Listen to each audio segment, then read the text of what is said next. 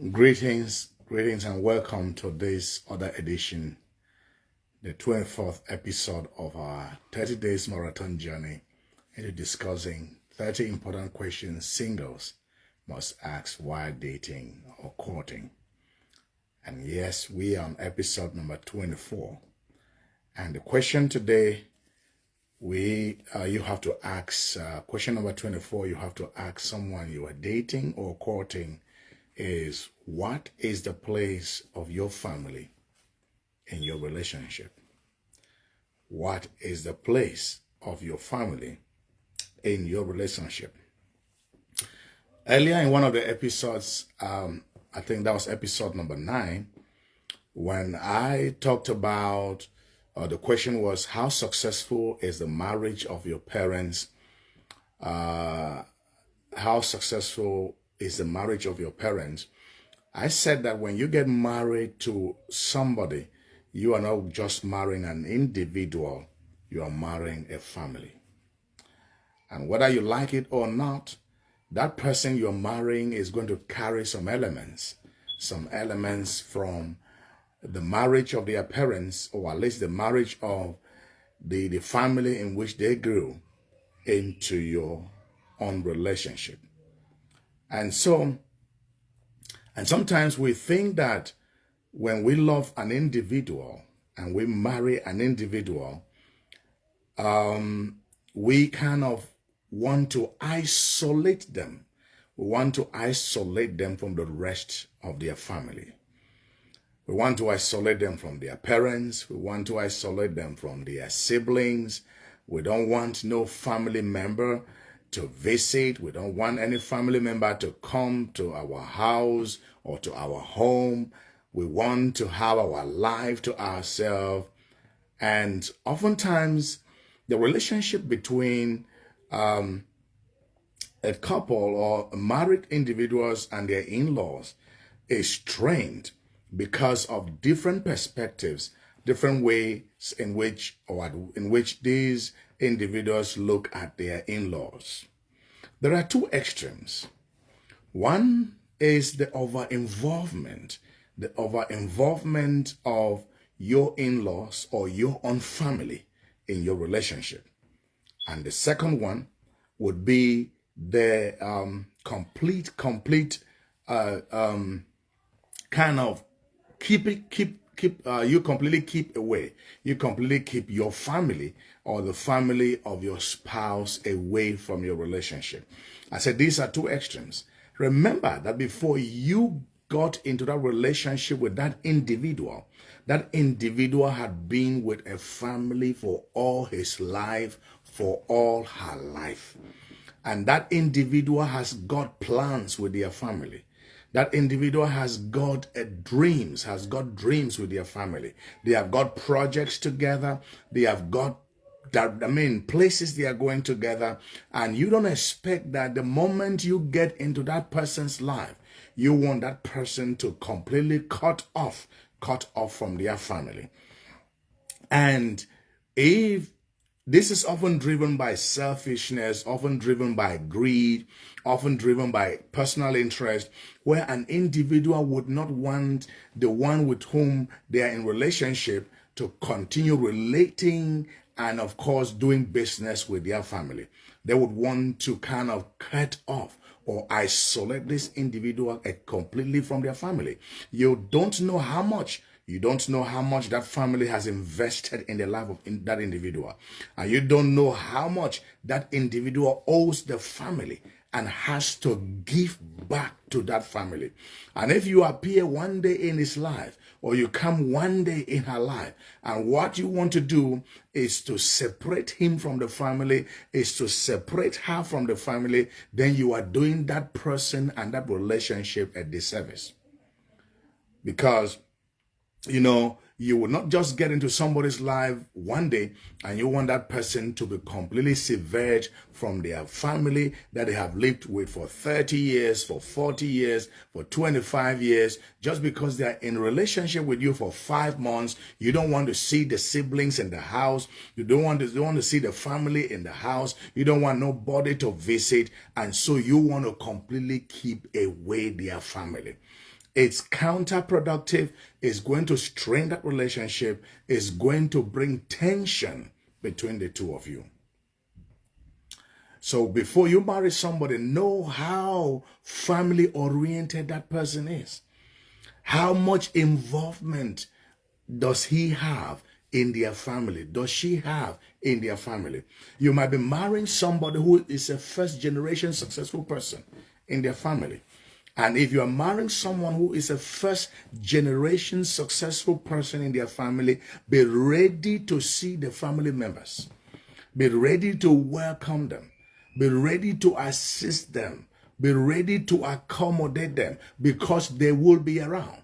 They have invested so much in that man. They have invested so much in that woman. And when they succeed, and when that woman or that man succeeds, they would come around.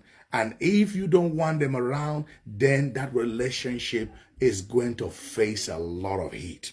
So you never run or rush into marrying somebody without knowing how much involvement that person have with their family.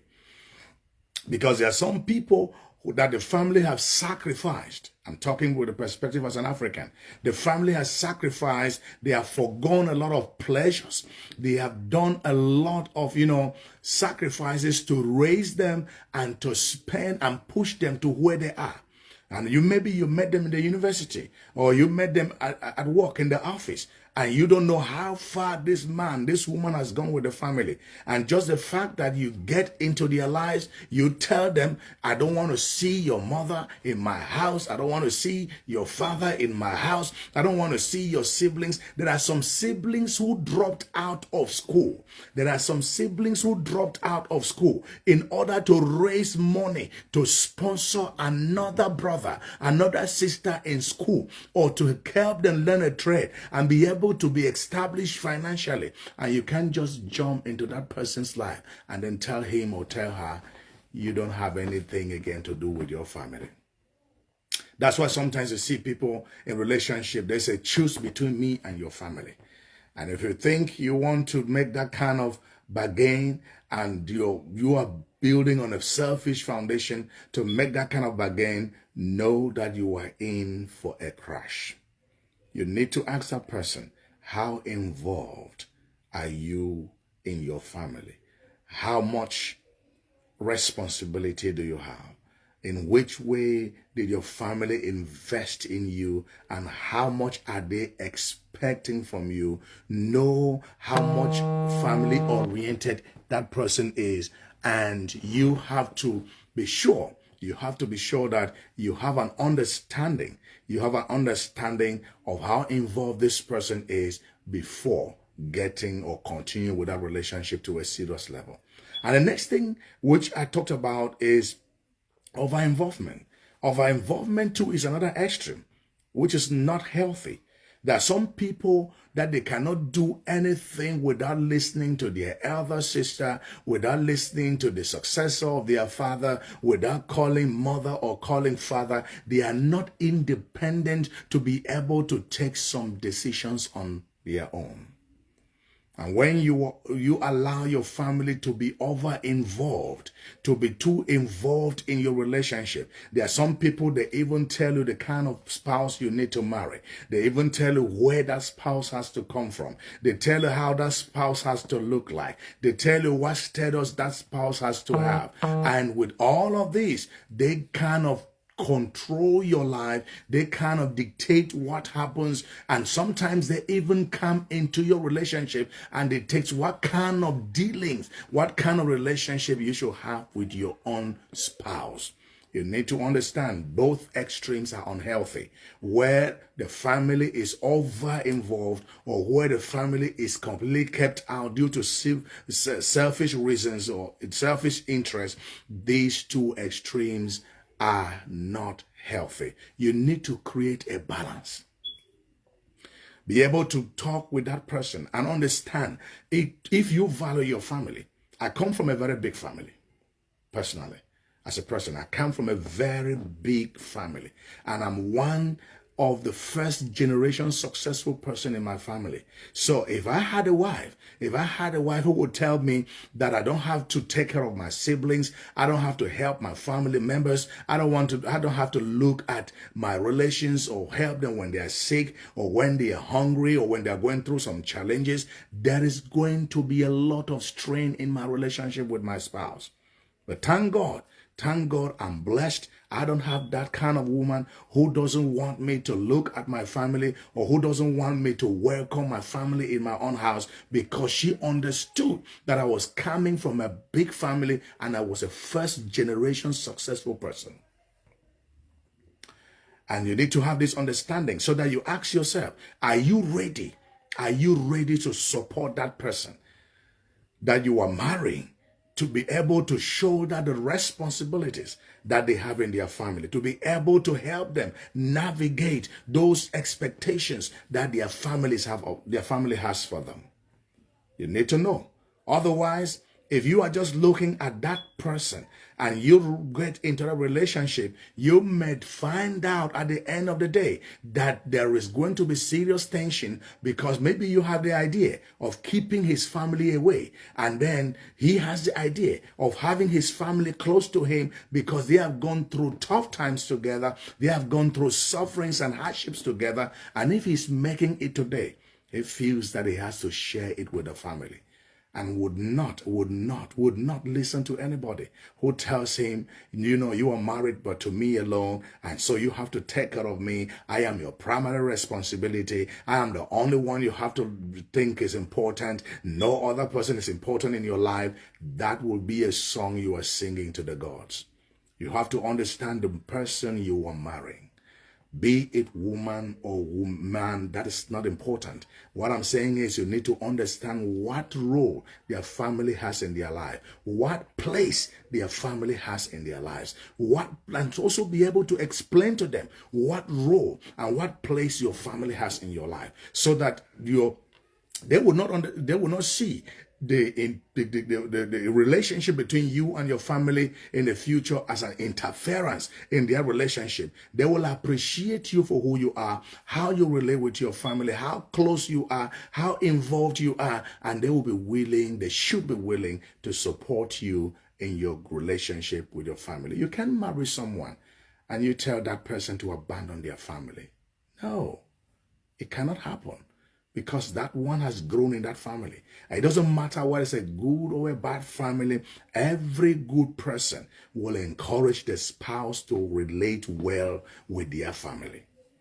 Every good person will do that. So you need to know how much. I know of a situation where this lady was in courtship, and every time they have a discussion with the fiance, this lady will not take any decision, will not decide on anything, will have to go back to ask the older sister what she should say, what she should decide, and that was not healthy. And I also know of this other situation where this guy, who is a successor of their father, is married and shoulders a lot of responsibility. This is not what this lady saw before coming. They never had this discussion, and that relationship is facing great difficulties because the man is overwhelmed. Yes, we have to be able to mind the load we carry, so we don't break down and we don't neglect our spouse because of our family responsibility. There should be a balance. There should be a balance between your immediate family and your extended family. There should be a balance between the relationship between you and your spouse, and the relationship between you and your family, and the relationship between you and your extended family. That is very important to create that balance. Especially, I met somebody a few months ago. She's a Black American, and she told me she has dated 3 Africans and it didn't work. And when she was talking to me, I understood why it didn't work.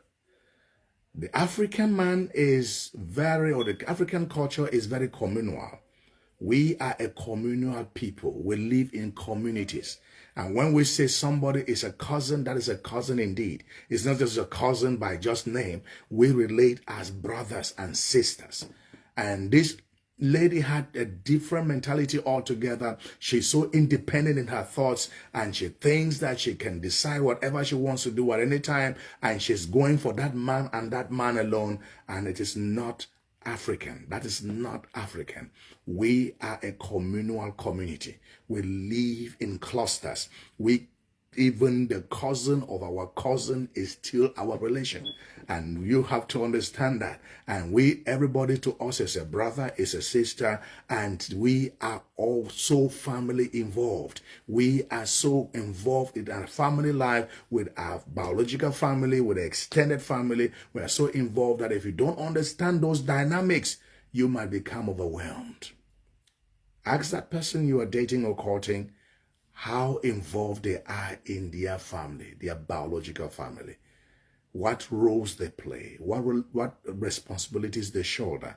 So you may be able to find out within yourself if you are ready to say yes and support that man, that woman with those responsibilities. Thank you so much, and looking forward to see you in episode number 25. We are gradually going to the end of the journey. Don't forget to register for our April, May singles training, and I'm inviting you for a free program on Sunday, the 25th of February. It shall be on Zoom and Facebook concurrently, and we shall be discussing on navigating online dating. You don't want to miss this. Be my guest.